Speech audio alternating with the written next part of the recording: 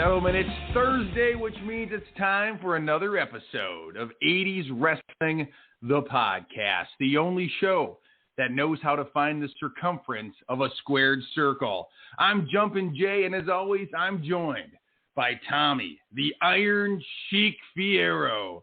Tommy, welcome back to the show. First of all, just like to say hello to Orb. I'm not going to start that today. That'd be a long show to go the whole way, man. How you doing? Yeah, good, man. I got a lot of feedback from that episode last week. People love the Iron Sheik impersonation. Listen, your Iron Sheik impersonation is so spot on, and he is such an out there character that you can't help but just belly laugh when you hear an impression that spot on, man. I think you brought a lot of joy to a lot of people last week. Dude, I had people that actually thought it really was the Iron Sheik, which is hilarious. I'm telling you, that's how good it was. So let me ask you this. This was your first full week at the Wrestling Collector store, and at the end of the last episode, you said if people came in and asked for an impression, you would deliver. Did anybody take you up on that offer? Any customers coming into the store asking for the Iron Sheik? Two? Yes. It was funny, man. I did it for them, but not loud like we did on the show last week. But yeah, man, we got a fun topic today, man. You know they call it Sunday Fun Day. Everyone calls it Sunday Fun Day. Well, I think for me and Jumpin Jay, it's Thursday Fun Day. That's right, man. We get to talk about something we both loved so much growing up as a kid, and still to this day, looking back on our fondest memories, was WWF and wrestling in general in the 1980s. And what a great topic we're going to talk about on today's episode. And that's one of the most iconic 80s WWF superstars of all time. He's right up there at the tippity top of the biggest names from that era. And during this episode, we're going to talk all about Jake the Snake Roberts.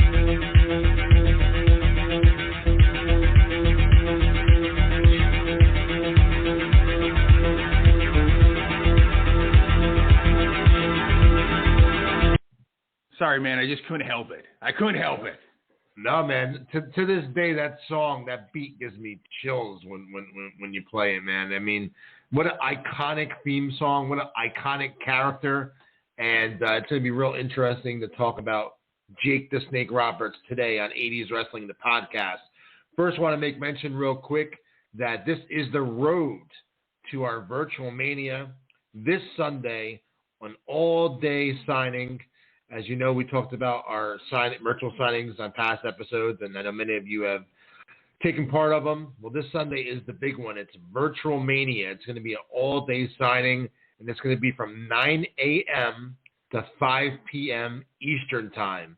So I know if you're out in California, it's going to start at 6 o'clock in the morning, and if you're not up at that hour, it's okay because the entire show will be archived and pinned to the top of our Facebook page.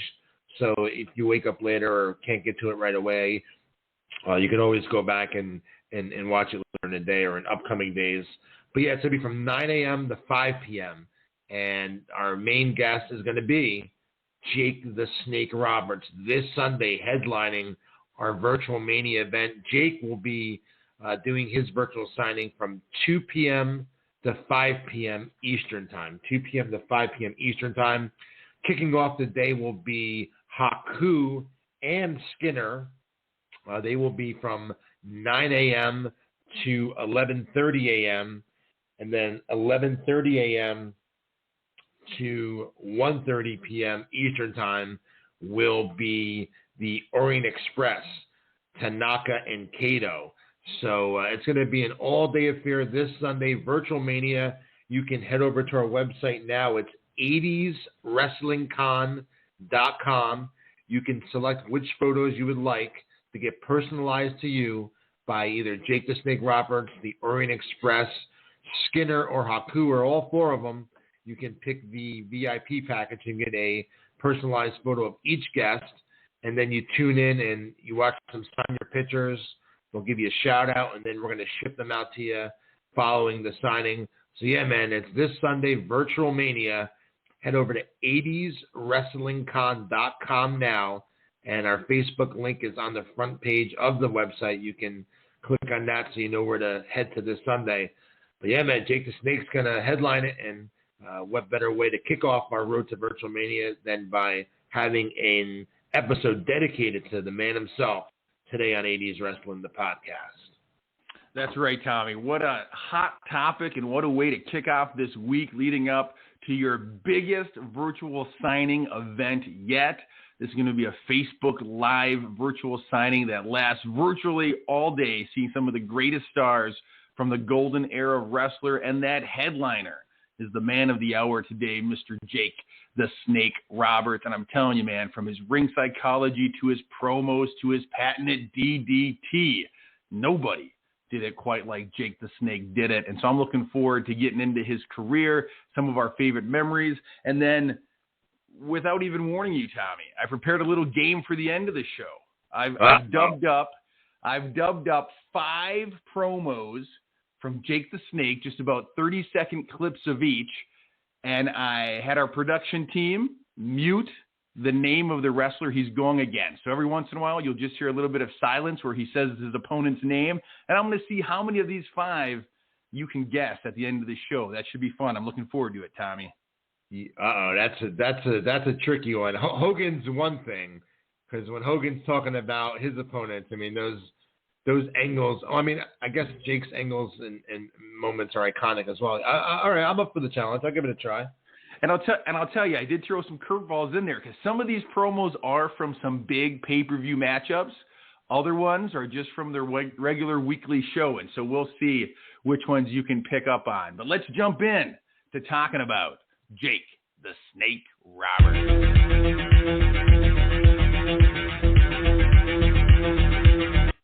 Again, I couldn't help it. I got the whole song queued up, man. We could listen to that for the whole show, but we'll jump into it. Yeah, man. So Jake Roberts, he debuted in the WWF March of 1986. Now, this is roughly probably 3 weeks to a month before their second WrestleMania. And sure enough, Jake made the WrestleMania 2 card. Now, I'm assuming it was a real last-minute placement having him on the show, because if you remember, his opponent was George Wells for this match. And we spoke about this on past episodes of the show. You really didn't see squash matches at WrestleMania. The first one you saw Bundy and S.C. Jones. The second one, it was Roberts and George Wells. But that's about it. So I'm thinking that it was probably a very, very last-second decision having Jake a part of WrestleMania 2, because he just, previously debuted 3 weeks before that or a month before that. And they obviously saw something in him right away and wanted to get him on the biggest show of the year. But I mean, right there, that shows you that he's going to be a player with the company, because he debuts in March of '86, and not even a month later, he's a part of WrestleMania 2. Yeah, you're absolutely right, Tommy. They brought him in. I think they knew they had something pretty special in Jake Roberts, and they put him on a big-time show as kind of his first introduction to mainstream wrestling fans. And everybody remembers the end of that match with George Wells when Jake brought out Damien and it wrapped itself around the neck of George Wells. What an image to put into the wrestling fan's brain. And from there, he's off and running, man. Yeah, absolutely, man. And we talked about this on previous episodes as well, is that probably when I think of Jake Roberts, that's one of the first things I think of is that WrestleMania 2 ending where George Wells is just foaming from the mouth. And, at this point, Jake is relatively brand new to the company.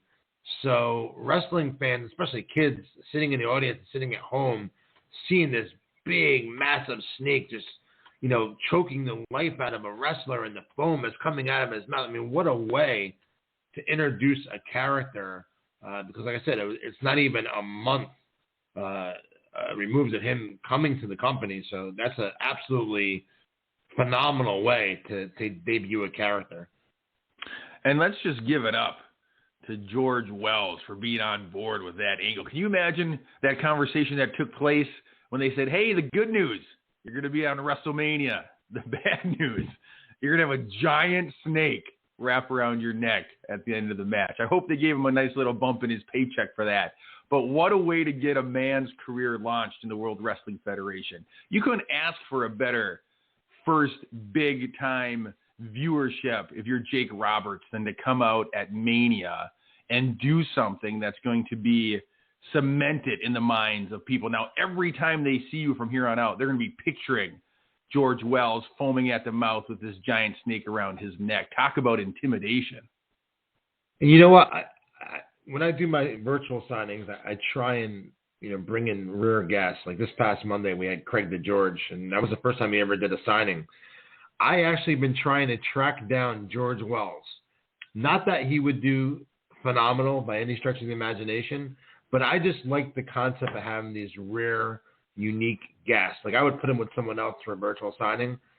So if anyone out there has any inkling of how to get a hold of George Wells, because he is still alive, as far as I know, send us a message on Instagram or Twitter or Facebook, because I would love to have the opportunity to track him down and bring him in, because he's never done anything before. So this is a want it post for George Wells. I like it. It would be interesting to talk about this angle with him for sure, to get his side of the story when it was presented, and if he had any opportunity to get familiar with the snake before the actual angle took place. That'd be an interesting guest. If anyone can get in contact with him before this Sunday's Virtual Mania, maybe I can book a red eye and get him in by Sunday and have him get some revenge on Jake the Snake. Man, even if he could call in and talk to Jake about the angle, it would be fun to listen to that conversation. Yeah, man. So let's get back into this very, very interesting topic. One of the biggest 80s wrestling icons ever, Jake the Snake Roberts. He debuts at WrestleMania 2. He debuts a few weeks before WrestleMania 2. Then they have him at WrestleMania 2. His first really big match in Angle is with one of the company's top baby faces at the time, and that's Ricky the Dragon Steamboat. And now, we just talked about this on last week's episode of 80's Wrestling, the podcast. On Saturday night's main event, they had Jake Roberts against Ricky Steamboat. And as you know, Jake DDT's Ricky Steamboat on the cement floor. We think Steamboat's dead at first. Unbelievable angle. What a way to continue to get Jake Roberts over. And those guys that go on to feud, Jake and Ricky Steamboat, would have a snake pit match at the big event in Canada, which was technically a no disqualification type of match. And they had another return match on Saturday night's main event. But what a way to continue to build Jake by, putting him in a program with one of the company's top baby faces at the time. Yeah, Ricky the Dragon is this perennial baby face. He's always the good guy. He's always the people love cheering for. And so when you have somebody who's just always the baby face, always the good guy, fan favorite, and then you have a guy like Jake Roberts who comes in and not only takes him out, but he did it on the concrete, which was not done very often back then. And so that was about as hardcore as you were going to see in the early 80s. And so for Jake to come and do that to a fan favorite, especially after what he did to George Wells a month or two earlier at WrestleMania 2, like, you're setting this guy up fans know that you don't mess with Jake Roberts, that he's capable of anything. And so I love that they launched into this type of feud with Ricky the Dragon right at the start of his WWF run. Absolutely. And then, as I mentioned last week as well, you think of Jake Roberts, you remember that Saturday night's main event promo in the beginning of the shows, when they would used to play that background music and get little interview clips of each guy building up the match for that night. And you remember Jake Roberts in the shower with the snake, and just iconic stuff, man. And that was a great way to to move Jake along up the ladder with Steamboat. Next up, they tried to have him challenge for the Intercontinental title against the Macho Man, Randy Savage. Now, going into this match, they think that Randy Savage is going to wind up getting the cheers because Jake is a hated villain, and it backfired on him. Jake Roberts actually gets cheered in this match against Randy Savage. You remember this match? I honestly don't remember this match. And so I got to see if I can find it. I think it's interesting because you have Randy Savage and you have Jake the Snake. And, yeah, Vince McMahon had to gamble on who he thought the fans would probably support. And he thought, like you said, they were going to go for Savage. But that people just – there's something about loving a really good bad guy. And Jake Roberts was that. And I think it's interesting that he was challenging for the Intercontinental Championship. Jake is one of these guys who, and I'm sure we'll get into it, had a tremendous run, but never had a title. And you could argue that he didn't need a title. And so I think it's interesting that here early in his run, back in '86, he's at least getting a title shot at that time. He didn't need a title. And I know there's certain wrestlers that say that, I didn't need a title.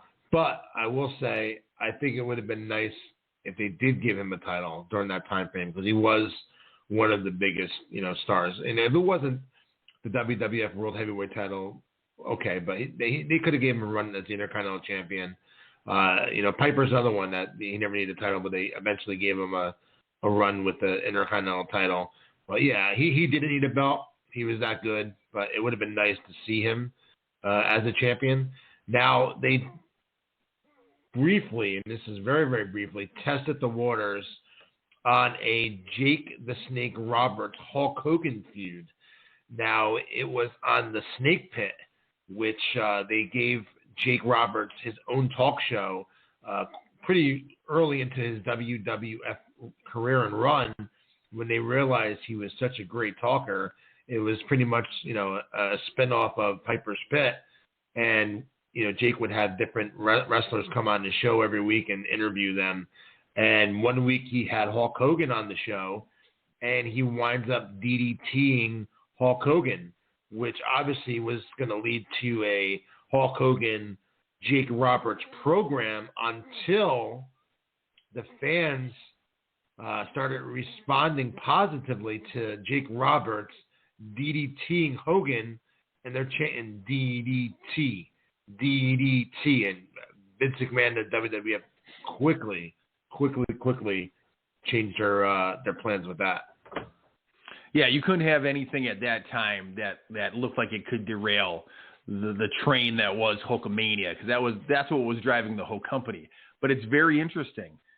People love a really good bad guy, and Jake the Snake was that. And so even with the height of Hulkamania, somebody as cool as Jake the Snake was getting cheers. And can you imagine the ripple that went through that backstage when that DDT hit? And instead of booing him like they all thought he would, the crowd starts chanting DDT. I think that must have been a wild situation for everyone involved. And Jake jokingly, I've heard him say it in interviews, how that was going to be one of his, because when you worked with Hogan, that's where the biggest payday was. And so he always laughs that the fan cost him his biggest run and his biggest paychecks because, they cheered instead of booed. And so he didn't get his run with Hogan to main event stuff. But interesting concept. I love that they at least experimented with it. It would have been a heck of a program to see Hogan Roberts feud around the country. Yeah, man, I would have loved to have seen that. And it's weird because back then, and this is probably late '86, early '87, fans were programmed to cheer and boo who they wanted you to cheer and boo. It ain't like today where John Cena comes out and Roman Reigns comes out and people react negatively when it's supposed to be a positive reaction. Today fans just do what they want and cheer for who they want. But back then, man, you were programmed. Probably 90% of the fans were programmed to cheer and boo who they wanted you to cheer and boo. So Hulk Hogan, who is the biggest star in wrestling, gets DDT'd and the fans are chanting DDT for Jake. I mean, that's unheard of at that time. So obviously the company knew they had something with him as a babyface because he's getting cheered in a match against Savage where they think he's going to get booed.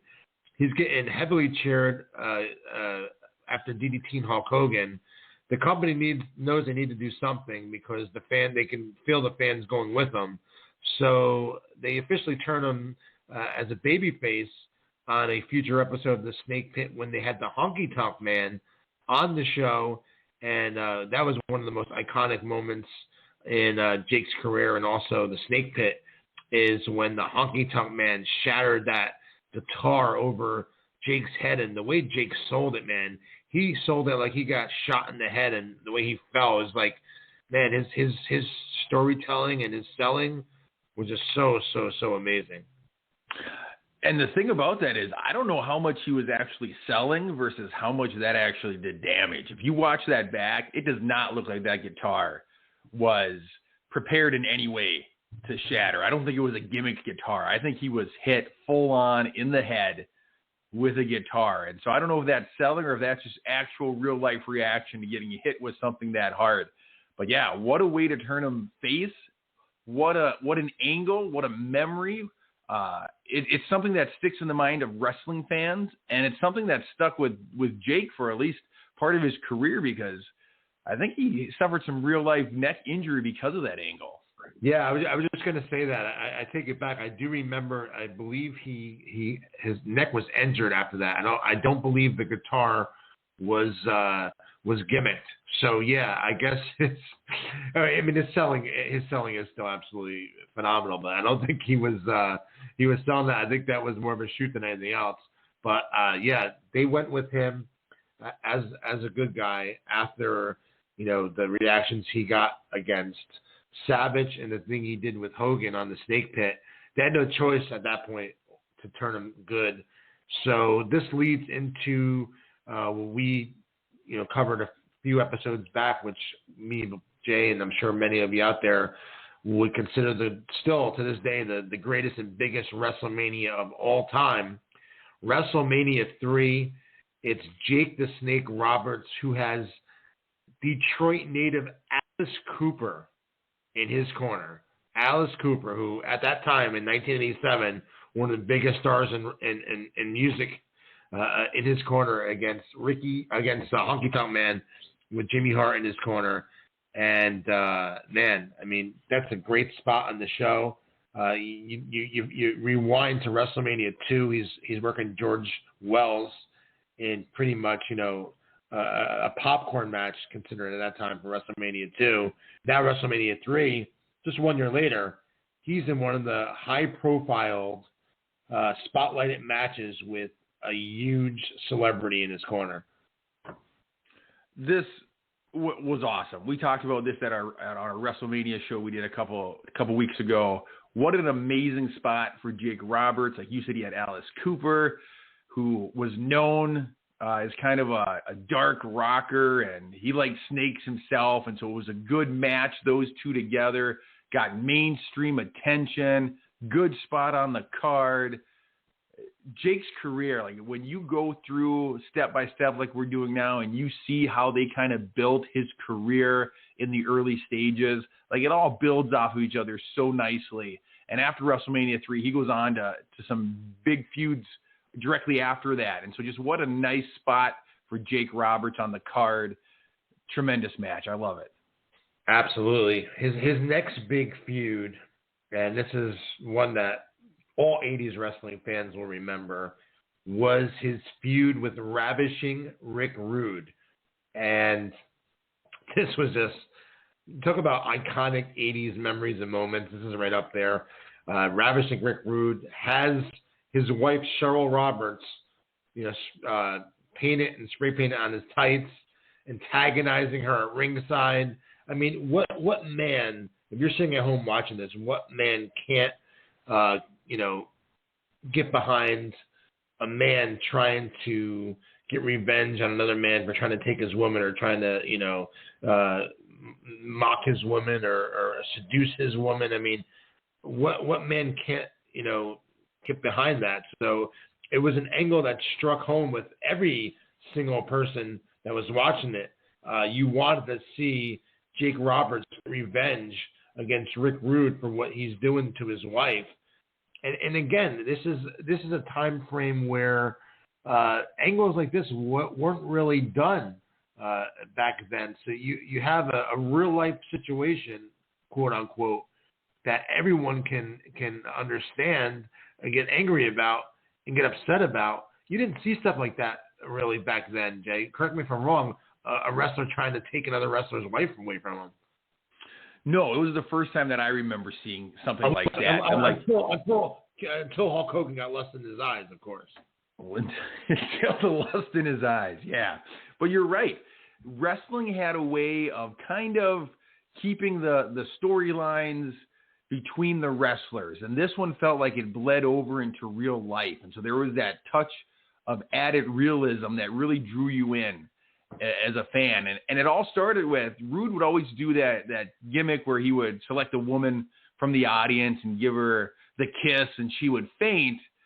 Well, on one episode of a show, he chose this woman from the crowd who turned out to be Jake's wife, and she refused to kiss Rude. And so then that started, Rude's lusting, if you will, after her and trying to win her over. And then, you side with the husband who's trying to defend his wife's honor. And so it had that touch of realism, and it gave a nice humanized side to Jake Roberts, because we've seen him be the villain who will do anything to win. We've seen the snake. We saw the DDT to Steamboat on the outside. So we've seen these really heel things. And then we see him get hit with the guitar, so we feel for him, and now we see that he's fighting for the love of his life, his wife, and so it really did a nice job of humanizing this guy who could have been just seen as a vicious villain. And so, no, it's excellent storytelling, which is what the World Wrestling Federation's bread and butter was at this time. The golden era was the storytelling, and they're doing it again here with Jake Roberts and his wife. What I'd like to have right now. You're the man of 1,000 voices.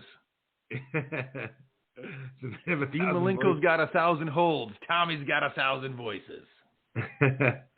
Next up, after his feud with Rick Rude, which was probably one of my favorite ones, was his he moves into a feud with Andre the Giant now, which actually leads to talk about look at Jake's rise here. WrestleMania 2, he's against George Wells. WrestleMania 3, he's against Honky Tonk Man. WrestleMania 4, he's in the heavyweight title tournament. WrestleMania 5 now, he's going one-on-one with Andre the Giant. And Big John Studd is a special guest referee. But it just goes to show, he's a mainstay at this point, man. He starts at WrestleMania 2 against George Wells. WrestleMania 3, he's in a spotlight match, Alice Cooper in his corner. WrestleMania 4, he's has an opportunity to win the world title in the title tournament. WrestleMania 5, he's against Andre the Giant in a one-on-one match. I mean, talk about a rise. Talk about a run. That's a big 3-year run right there. It's a huge run. And Jake's one of these guys who was one of the faces of the company. If you went to any toy store and walked down the wrestling aisle, you would see Hulk Hogan merchandise, you would see Ultimate Warrior merchandise, and you would see Jake the Snake merchandise. Those were like the faces that you saw on everything, from water guns to action figures to punching bags. Jake was one of those guys that the company was pushing. And yeah, to be in a WrestleMania spot, a feud with Andre the Giant, it doesn't get much marquee than that in the 80s when it comes to the World Wrestling Federation. If you're feuding with Andre the Giant, you have a top spot. And Jake, everyone says Jake's not a body guy. He wasn't the most muscular guy, but he's a big framed guy. He's a tall guy. He's got wide shoulders. He's a big guy. But he's not as big as the Giant. And so I love that the Snake is what was kind of the thing pushing the feud, is Andre the Giant had a fear of snakes. And so Jake had a mental edge on him, and they went back to that well in the early 90s when Jake feuded with Earthquake, same type of thing.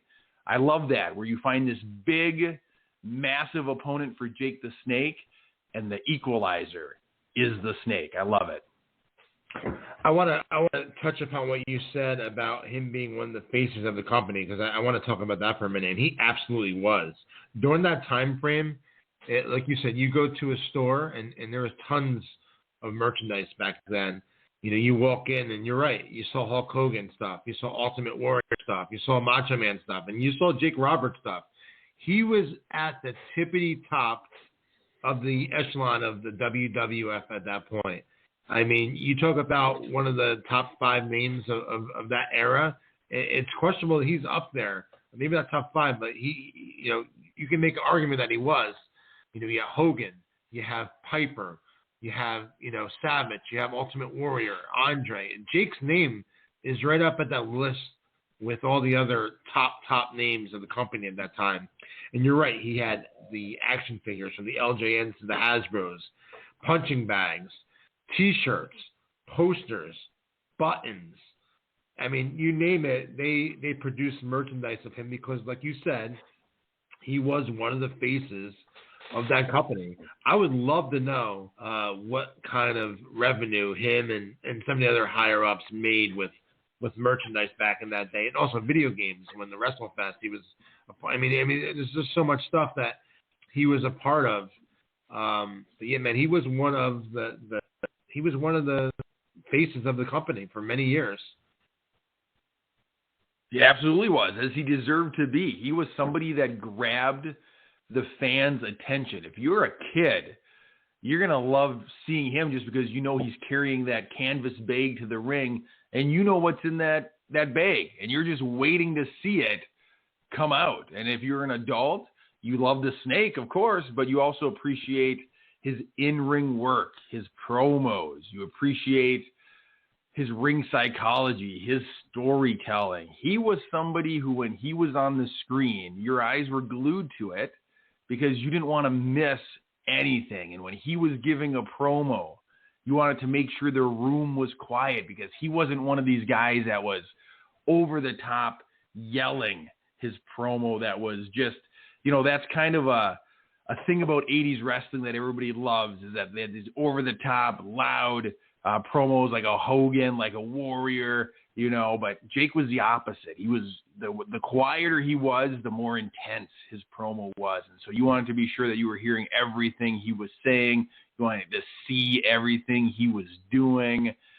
From a merchandising standpoint, I got to believe Vince McMahon saw dollar signs when he saw Jake the Snake, because his character was over. Plus, he had the snake, which is just another thing that you can market and another thing that you can add on to the action figures. It comes with a accessory built right into it.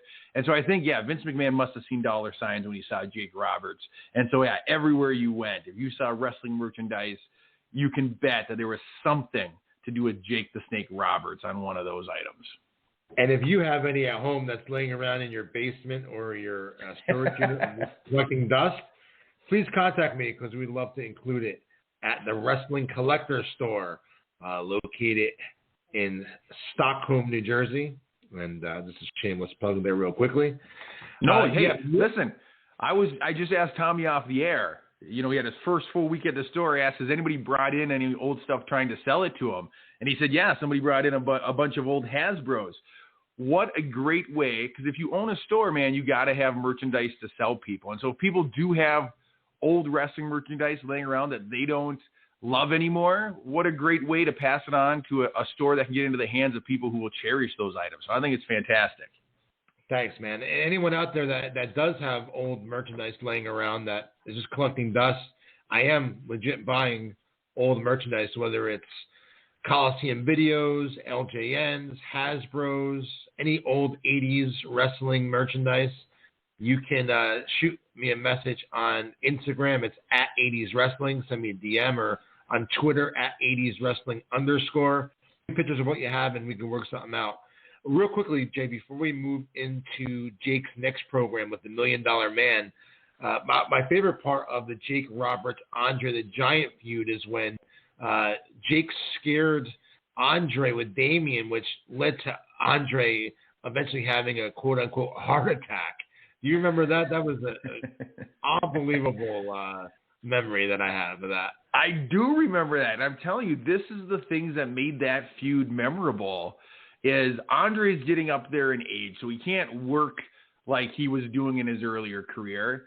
And so you have the great equalizer, the Snake. And so maybe they don't have to do something where they physically touch each other in every segment to push this feud along. You can do something like scare the Giant into having a heart attack. Like, I think it's just a great way to tell a story without having to have Andre and Jake actually touch each other. I think it's awesome. Absolutely. Next up, we're talking about WrestleManias. He then gets into a program with probably one of the hottest, if not the hottest heel in the company at the time, the $1 Million Man, Ted DiBiase. And they go on to have a one-on-one match at WrestleMania 6. Jake's having a great WrestleMania run here. He goes from, Rick Rude. He goes to Andre. He goes to now Ted DiBiase. Great stuff, man. He's going against all the top heels. He's just going through them one by one by one. And so, yeah, he's still at this high. He's on a high run right now where he's just going against all the top guys, and he's in marquee spots. He's in big matchups.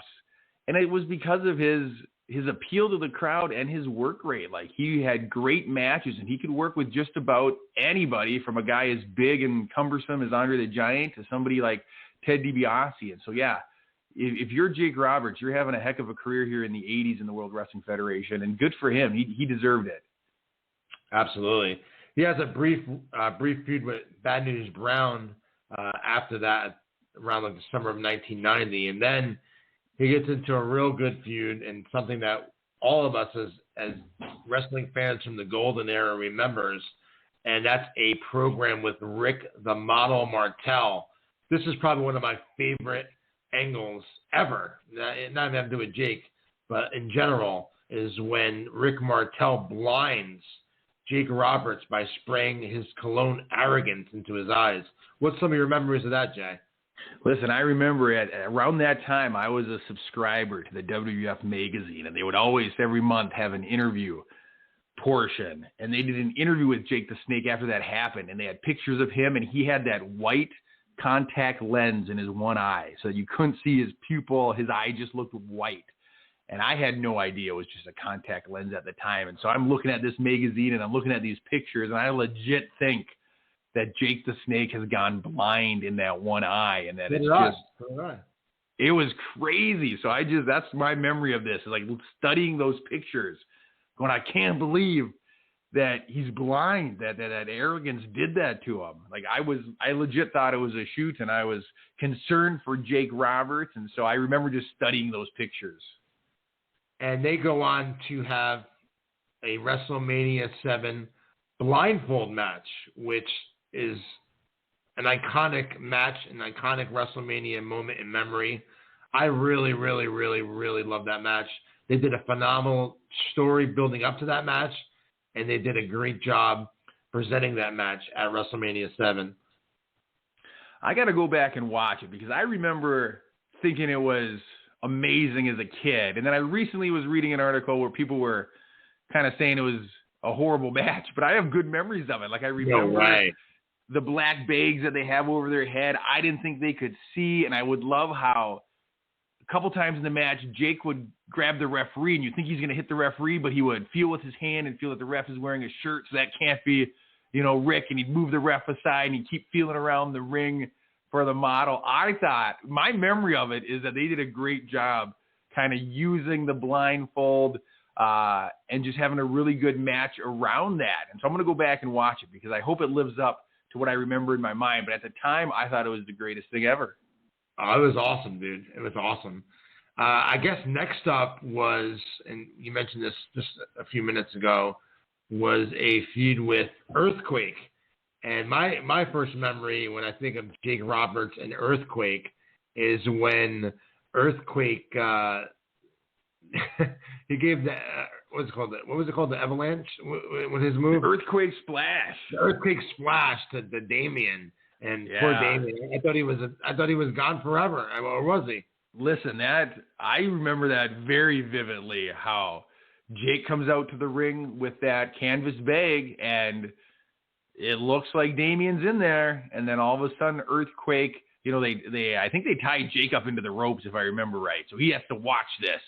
And Earthquake pulls that canvas bag to the center of the ring, and he does his jumping around it that he always did to signal his big finishing move coming up. And so you couldn't believe is he really going to do it? And then he hits those ropes and he jumps up and he sits down on the canvas bag, and you see the form of the snake kind of flatten and squish. And you think he just delivered the earthquake splash to Damien. You think he just splattered that snake inside that canvas bag, and Jake is over at the side of the ring selling it like he just saw a family member, die at the hands of Earthquake here. And what an angle. What a way to kick that off.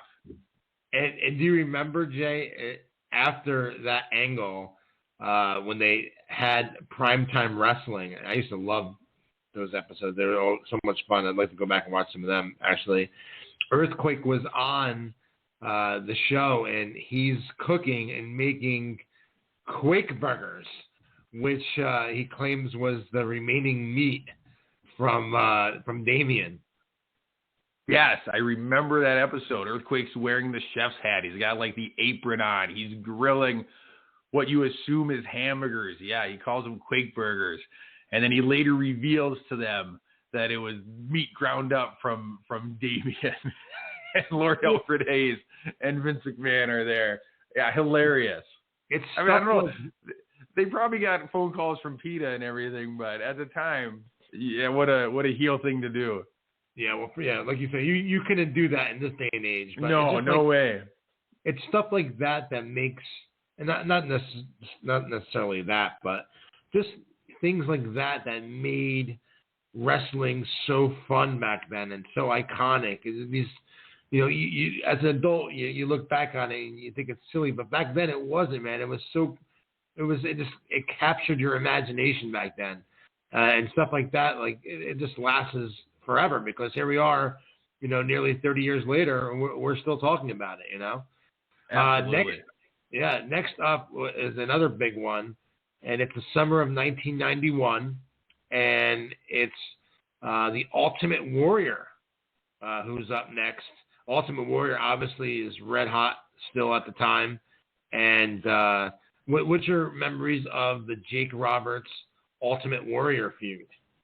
I remember that really, for the time, that really strange vignette, that video where Jake was trying to help Ultimate Warrior get over his fears, and so he locks him in that room with those snakes, and then one of them ends up biting Ultimate Warrior, and Jake the Snake's kind of peering through the window, talking him through, the venom and through the pain, but it was really dark, and it was a little scary. And I just remember that and how it just felt.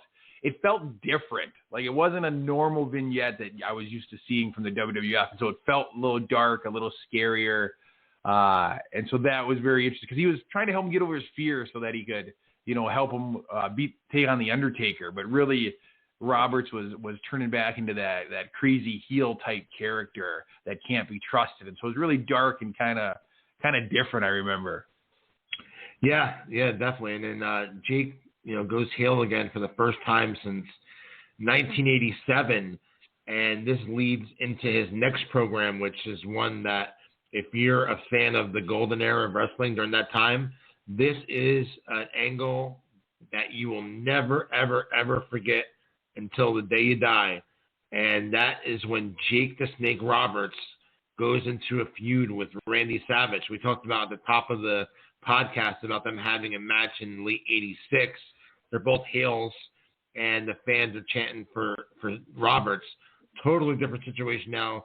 Savage is an iconic babyface, and this is around the time that, Randy Savage and Miss Elizabeth are going to have their SummerSlam wedding.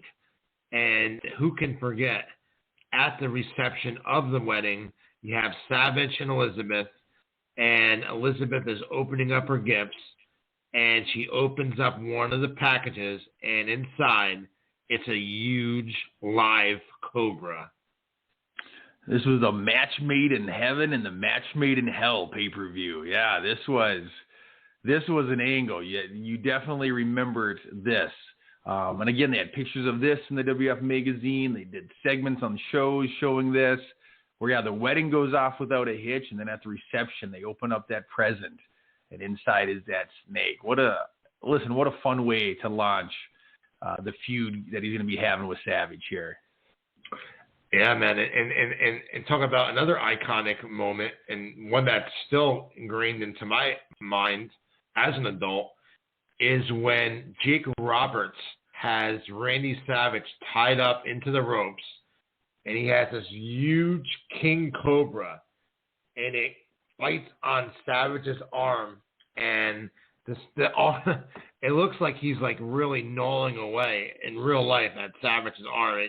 The visual of it, you go back and watch it, it's just absolutely crazy to see something like that during that time frame or any time frame. If you saw it right now on TV, he's latched onto Savage's arm and he is just biting harder and harder. It's just crazy.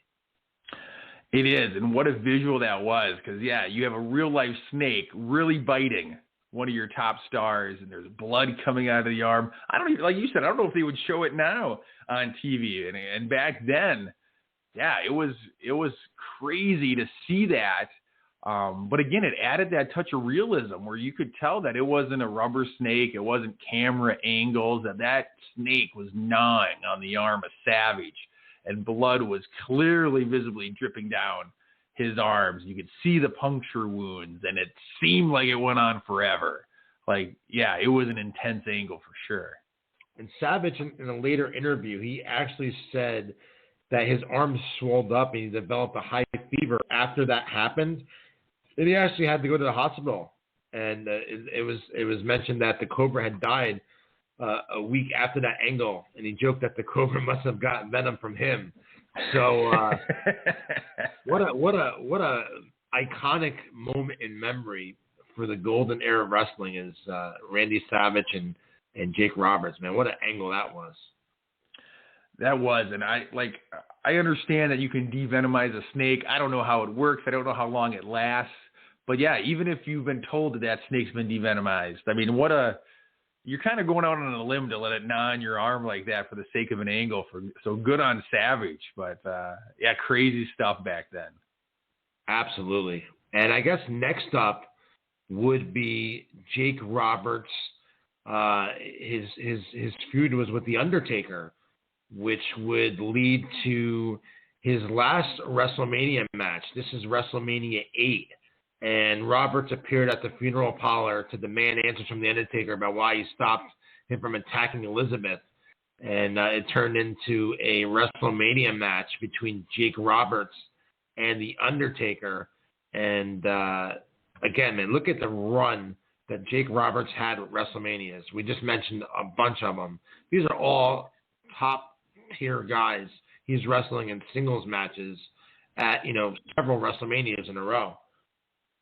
He is, and they're all, like you said, they're all marquee spots. They're all big matches, and so he's on quite a run. And then he didn't know at the time that The Undertaker was going on to have the kind of legacy that he has, but to be a part of that WrestleMania legacy with The Undertaker is a cool footnote to your career as well. So, yeah, what a run Jake Roberts had here in the World Wrestling Federation at this point. Absolutely, and then obviously years and years later, he would come back and get his rightful spot in the WWE Hall of Fame and make a couple appearances after that. But just in general, looking back at all the stuff we just talked about, what an iconic career Jake the Snake Roberts had, obviously outside of WWF as well, but what an iconic career he had in the WWF. So many unbelievable memories and moments, angles and matches we'll never forget. Even 20, 30, 40 years from now.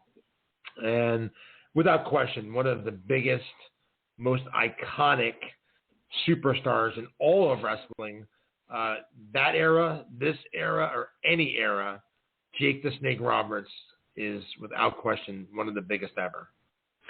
Absolutely. You look at his in-ring work, you look at his promos, his ring psychology, everything about him is what the golden era of wrestling was known for and should be known for. And he went on, you could even look at the fact that if it wasn't for Jake the Snake, there wouldn't have been the Austin 316 shirt, because that's who Austin was feuding with when he came up with that catchphrase. And so he's partly responsible for one of the best-selling T-shirts in the company's history Jake Roberts is. And then to go on and kind of have the personal demons that he had, but be able to beat them and come back, and he's still on TV here in 2021. He's still on TV. He's still doing appearances. He's still doing things for the world of wrestling. And so, man, what a life that Jake the Snake Roberts has had. And I'm so thankful that for his contributions to the world of wrestling, because the 80s would not have been the same without Jake Roberts. I'll tell you what, Jay, our first 80s wrestling con, the one that you were at, you came into New Jersey for. I met Jake there. Yeah, Jake was there. The night before, and I think I mentioned this on one of the previous episodes as well, there was really bad weather, and all the flights, I had 20 guys coming in, and the majority of the flights got postponed until like the wee hours of the middle of the night. And there was at one point where I didn't think a lot of these guys were going to make it because so many flights were getting postponed and the convention was early in the morning. Jake Roberts stayed at the airport all night long, and he finally got to fly out. I believe it was like 1 or 2 o'clock in the morning. He got to New Jersey at like 5 or 6 in the morning, got to the hotel, got 3 hours sleep, if that, and then came to the convention, and he was great with everyone. So I want to make mention that, the guy was probably so exhausted, so tired from all the waiting around the airport all day to waiting all night and then flying and then getting no sleep. But he was a true professional. And it excites me to have him this Sunday, our biggest virtual signing yet, Virtual Mania. Again, this Sunday from 9 a.m. to 5 p.m. Eastern Time. Jake the Snake Roberts will be the headline attraction. You can head over to 80swrestlingcon.com now. Select the photo you'd like of Jake. He will sign it for you personally, give you a shout out, and then we will ship your photo out to you following the signing. So it's a unique opportunity for you to get an autographed picture from one of the most iconic wrestlers of all time. A lot of times, Jay, conventions don't go to certain parts of the United States of the world. So a lot of fans don't have the opportunity to meet these guys like up in New Jersey where there's a lot of signings and a lot of conventions, or New York. There's certain parts of the United States and don't get to. So it's a great chance for you, if you're a fan of Jake Roberts or Haku or Skinner or the Orient Express or any other of the signings we have coming up, to be able to get a personalized photo, watch them sign it on our Facebook Live page, have them say hello to you, and keep it as a souvenir and memory forever. So if you are a fan of Jake Roberts, it's a great chance this Sunday to get a personalized autographed photo of him. That's right. Very well said, Tommy. There's only a few minutes left of our show. Are you ready to play the Jake Roberts promo game, Tommy? I'm a little nervous, but I'll give it a shot. These will be tough. Now, don't be hard on yourself. Trust your gut. Say the first thing that pops into your head, because you're probably going to be, trust your gut. You're probably going to be going down the right path. But I got 5 of them up here. I wouldn't say any of them are giveaways. I don't think any of them are easy. But we're going to get into it, and we're going to see how many of these 5 Tommy can name. Now, we're looking for the person he's feuding with. And so I've taken their name out of the promos, and they're not full promos. They're just snippets of it. But we'll go down the list, and we'll see how close you can get. Are you ready for the first one? All right, let's do it, man. The first one's the longest one. I have about 50 seconds of this promo. No name, but hopefully there's enough context clues that maybe you can come up with it. Tommy, who is Jake the Snake talking about in this Roberts promo? Jake the Snake Roberts, the match is at hand. Well, here we are at WrestleMania, and it's the biggest match of your career. Why? Because everything you stand for is on the line. Oh, yeah. It can be yours once again. You see, all you have to do to get it back is go through Damien and me. But you see, Damien and I don't forget. We remember all the times you made people grovel for your money. These were people far less fortunate than you. People who could use your money for essentials. And what did you do? You... All right, Tommy, who is Jake cutting a promo on? The $1 Million Man. That is correct. The money. The money gave it away. You are 1 for 1, my friend. We have 4 more. Are you ready for the next one? I'm ready. Who is Jake cutting this Roberts promo on? Bobby Heenan and Gorilla Monsoon. Jake the Snake Roberts, I vividly recall what took place in the snake pit. You do? Recently, and I really don't understand it. He said that you were making fun of him, of his clothes, of his family, of everybody, and that's why he hit you over the head. Do you believe I was making fun of him? I didn't get that impression, no. Oh, I was, but you see, the thing is, I was telling you the truth, man. I was telling you what I really thought of you. Few people will step up and say what they really think. I will. Who is Jake cutting that iconic promo on? Honky Tonk Man. Dude, you are 2 for 2. Tommy is running the gauntlet here again on 80's Wrestling, the podcast. 2 promos down, 3 to go. How are we feeling at this point, Tommy? I'm ready. Is your confidence building? You're 2 for 2. They're a little tricky. I mean, the first one was a giveaway with the money, but they're a little tricky. They're a little tricky, and they only get trickier. Here is the 3rd promo. Who is Roberts cutting this one on? What a tangle web we weave when first we labor to deceive. A little snake spear for you there. Hope you're really miserable. You deserve it. You really deserve it. You think about it. No one should ever trust anyone but me, especially a woman. We all know a woman's soul was created far below. That's right. Since the beginning of time, what has woman done to man? It wasn't the snake's fault, it was hers. And you, just a matter of time, brother. Like the sand that goes through the hourglass. You remember that one? Yeah. It's just a matter of time before you step up and you're elected to pay the price. All right, this one's a little tricky. He mentions a woman, and so it's a wrestler associated with a female. Tommy, who is this promo on? Macho Man. You are correct. You are right. You are 3 for 3. Well done, sir. That one was really tricky because you didn't give away too much there. It could have been him talking about, Rick Rude as well with Cheryl. Exactly. So that was a tricky one. Exactly. It could have gone either way, but you gotta really listen to every word he's saying. You gotta listen to every word. You gotta go back in time. You gotta picture where you were when you were hearing these. But you're 3 for 3, Tommy. You're over halfway there, and you've run the gauntlet. We got 2 left. Are you ready? I'm ready. Who is Jake cutting this Roberts promo on? The golden rule of gambling is you don't gamble unless you can afford to lose. Do you think the deck has been stacked against you because John Studd is in the ring? He's no friend of mine, and he's certainly no friend of yours. All we're looking is for a policeman to step in there and control the situation, man. That's all I've ever asked for. You tell me the rules, I'll play by those rules. I might bend them a little bit, but I won't break them. Damien's going to be there. Studd will be there. You'll be there. Let's roll the dice, brother, and see what comes up. Ooh, let's roll the dice, brother. Who is Jake cutting this promo on? WrestleMania 5 at Trump Plaza against Andre the Giant. You are right on the money, my man. You are 4 for 4 with Jake Roberts promo. There's only one left. Your confidence has to be pretty high right now, Tommy. Well, hold on 1 second here now.